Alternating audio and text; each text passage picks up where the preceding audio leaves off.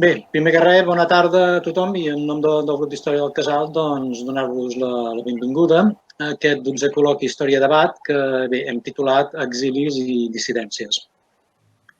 Bé, com és evident, la situació complicada que estem vivint actualment ha fet que aquestes sessions, que normalment eren presencials, les haguem de fer telemàticament i confiem que les limitacions de funcionament d'aquest format ens els sapigueu disculpar i esperar que la vivesa que tenen unes trobades presencials es puguin recuperar ben aviat. Bé, els darrers anys la recuperació de la memòria històrica ha posat de relleu l'exili i la repressió a conseqüència del triomf del feixisme a Espanya el 1939. A Mataró, les recerques iniciades ja fa alguns anys per historiadors com Ramon Salicrú, la Maria Salicrú o la Margarida Colomer i en Josep Xaubet, entre altres, van ser el precedent que va permetre commemorar la ciutat el Dia Nacional de l'Exili i la Deportació que va instituir ja fa uns anys el govern de la Generalitat. Aquest acte, que a Mataró, que és promogut per l'Ajuntament de Mataró, el grup d'historiadors Jaume Comte, el grup de recerca de la memòria històrica i el grup d'història del Casal, es ve organitzant des del 2018 i bé, la veritat és que a cada convocatòria d'aquesta diada sempre ha anat ampliant-se la llista de mataronines i de mataronins que hagueren de marxar a l'exili. Per això, el grup d'Història del Casal vam decidir que el tradicional col·loqui Història de Debat, que normalment fem cada 2 anys, el vam dir de dedicar-lo a parlar dels exilis a fi de poder fer una actualització i fer un intercanvi de coneixements i posar-nos al dia.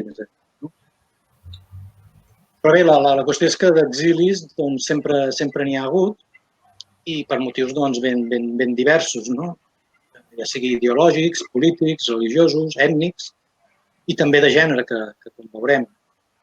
Per això les 3 sessions del col·loqui es centren en 3 moments diferents, en 3 episodis diferents.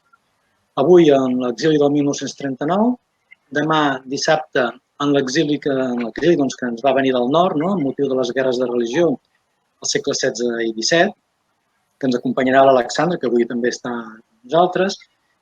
I el següent dissabte, el de la setmana que ve, parlarem d'aquesta vessant de la persecució de bruixes com una persecució de gènere. I comptarem amb l'Enric Puig i amb l'Antoni Llamas, que també ens acompanyen. Abans de presentar els ponents d'avui, comentar que les taules rodones, aquests col·loquis que fem aquests 3 dies, es complementen amb 14 comunicacions escrites que han presentat diversos autors, diversos especialistes, sobre els aspectes concrets del col·loqui, que bé, són 14, per exemple, n'hi ha que tracten l'exili de Ferrer i Guàrdia i Joan Peiró, el de Josep Puig i Cadafat, el de Ramon Molist, el darrer alcalde de Mataró, també una comunicació sobre exiliats socialistes, una altra sobre Joan Layret, una altra sobre un guarda de sal, que deia Alfons Garriga, o l'exili, per exemple, de Jaume Lledó, un artista cultural, per tant, és un altre vessant. I també hi ha hagut comunicacions de tema lliure sobre la cultura de postguerra, per exemple, o sobre el Front Nacional de Catalunya amb motiu dels 90 anys de la seva fundació. Tot aquest bloc, que se centra dins l'àmbit temàtic del col·loqui, es completa també amb un conjunt de comunicacions força interessants sobre temes de patrimoni i d'arqueologia. El llibre, amb tot aquest material, estarà a partir de mitjans de la setmana que ve, dimarts o dimecres, a la llibreria Buc de Llibres.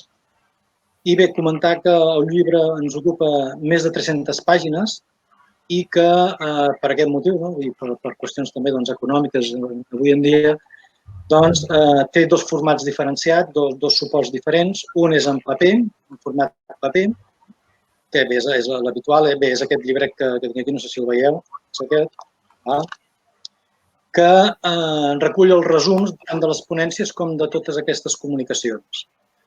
I després, en format digital, en PDF, està disponible ja, de fet, online, que mitjançant un codi d'accés que hi ha en el llibre es podrà accedir a tot el contingut, a les 300 pàgines del que és el volum. I bé, en tot cas, com que demà ens tornarem a veure i doncs ja podrem anar comentant alguna cosa més, si voleu, sobre el llibre o sobre les altres comunicacions. Una mica per explicar el funcionament com anirà, cada ponent tindrà, avui que són 3, avui tindran 10 minuts per fer la seva aportació i a partir d'aquí hi haurà una mica d'intercanvi i després, un cop hagin intervingut, ja donarem pas al col·loqui obert a tothom. Això sí, qui vulgui participar que ho demani i que no ens trepitgem, que aquest és el perill d'aquestes trobades online. Bé, i ara sí, l'ordre serà en Víctor, que ens parlarà en general de l'exili del 39. En Víctor és historiador, és professor, és autor d'estudis publicats sobre cooperativisme, sobre exclusionisme, sobre el món obrer i molts altres temes. És membre del grup de recerca de la memòria històrica i de l'agrupació científica exclusionista. Si em deixo alguna cosa, Víctor, ja em corregiràs. La següent intervenció serà la de la Margarida Colomer. És historiadora, ha publicat, de fet, tots 3 conferenciants són prou coneguts, però bé, només aquestes breus pinzellades. La Margarida ha publicat, especialment, treballs relacionats amb el període republicà i molt especialment amb la Guerra Civil i la postguerra. És membre del grup de recerca de la memòria històrica i del grup d'història del Casal. I en Josep Xauet és historiador i autor també d'estudis sobre la Guerra Civil i les brigades internacionals, per exemple. És membre del grup d'historiadors Jaume Comte. I l'ordre serà aquest. Primer en Víctor, la Margarida i en Josep. I bé, gràcies a tots per participar-hi i els conferenciants per la gentilesa d'acceptar aquesta feinada.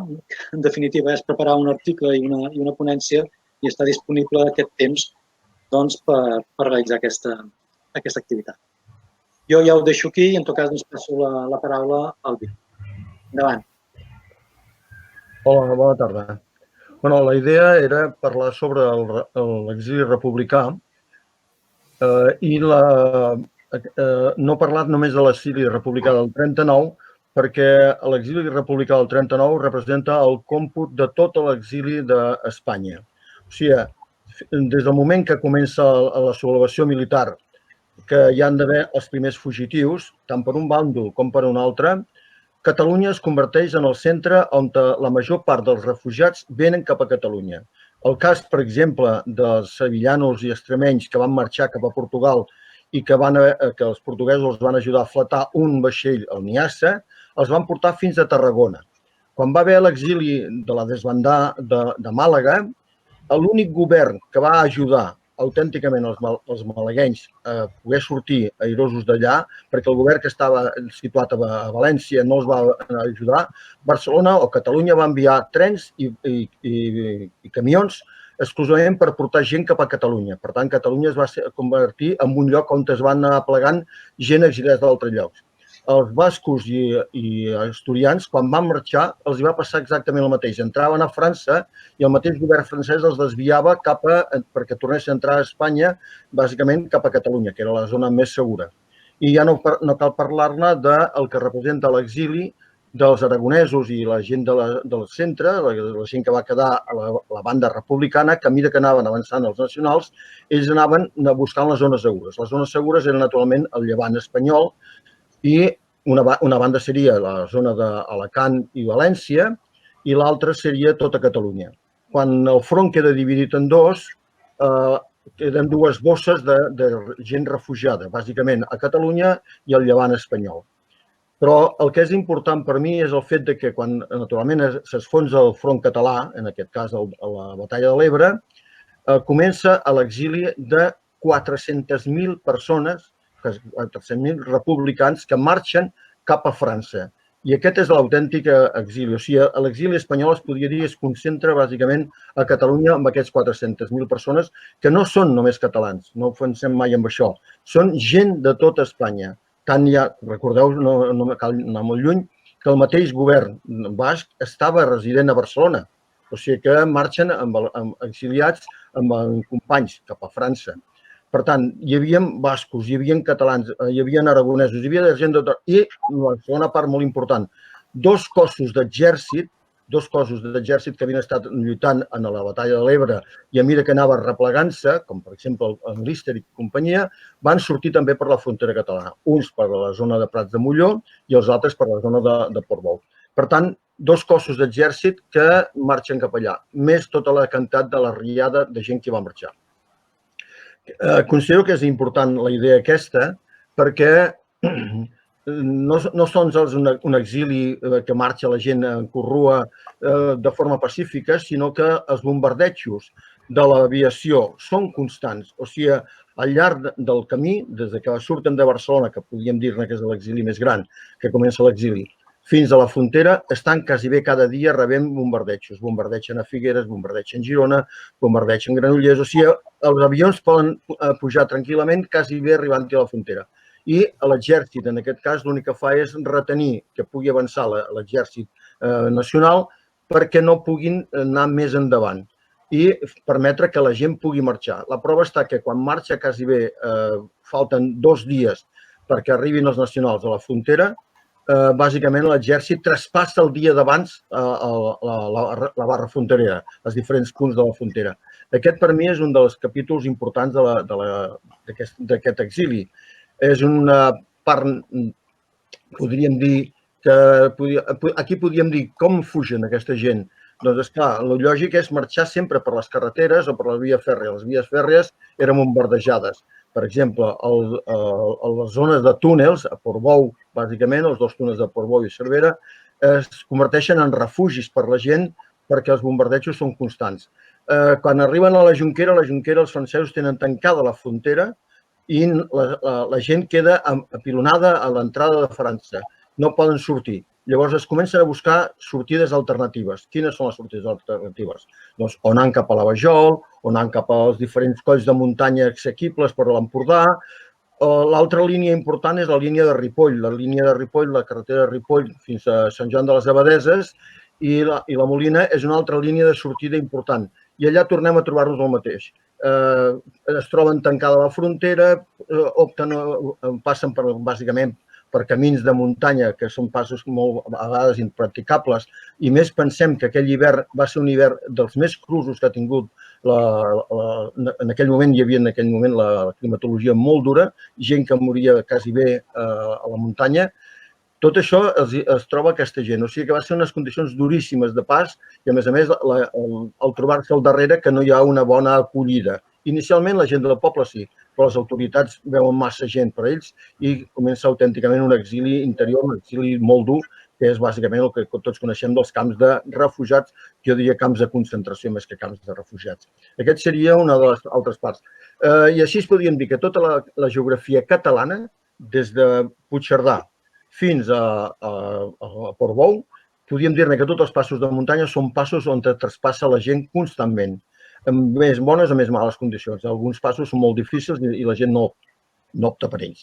Hi ha el conegut pas que tots els mataronins coneixem, que és el camí que es va fer des de Beget, que vam posar-lo al dia amb els marxaires del nord, que és el de Beget a la Manera. Aquest va ser un pas que sembla una tonteria, és un pas molt difícil de muntanya, però per allà van marxar 10.000 persones. Per tant, imagineu-vos com devia ser, en quines situacions estava la gent per poder marxar d'aquells llocs. Aquest, per mi, seria un dels capítols importants. Llavors, en aquesta etapa hi ha molts documents. Quan arribaven a França es trobaven gent que els acollia o gent que no els acollia. Hi ha exemples molt clars, suposo que en parlareu quan parleu de Molís, de Cervera, o sigui, quan arriba a Sant Llorenç de Cerdans, que allà es veuen tanta gent, un poblet que és petit, no té 200-300 habitants com a molt en aquella època, i de cop i volta els arriben quasi bé 5.000 persones.